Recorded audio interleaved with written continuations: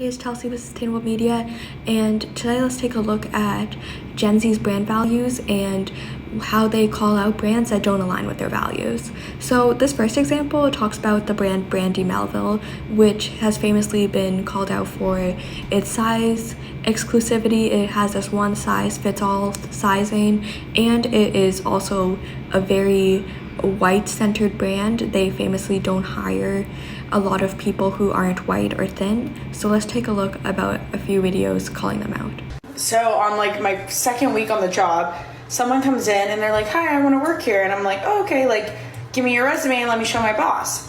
And she gives me her resume and I go in the back and my boss looks at it for like half a second and she had all this amazing stuff on there. She goes, "What does she look like?" And I was like, I don't know. It was hard for me to explain. And then she was like, "What race is she?" And I was like, "Asian."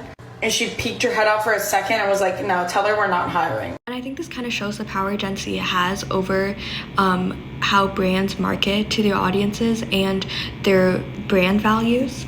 And a lot of brands have started to shift their values because of like a lot of awareness being spread about their practices.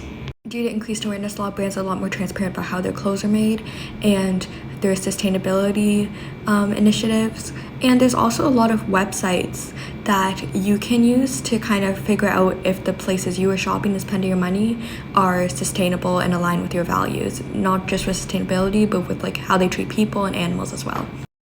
It's called like Good On You, which does rate brands based on how much information is available about their practices with labor, animals, and the environment. And it kind of just gives you a guide based on like your budget, what brands are very sustainable and align with your values. I think it's really impactful to see the effect Gen Z has had on brands and how they change their marketing tactics and just their brand values as well. And I'm excited to see how this goes and where it goes. Let me know your thoughts down in the comments, and I'll see you next week.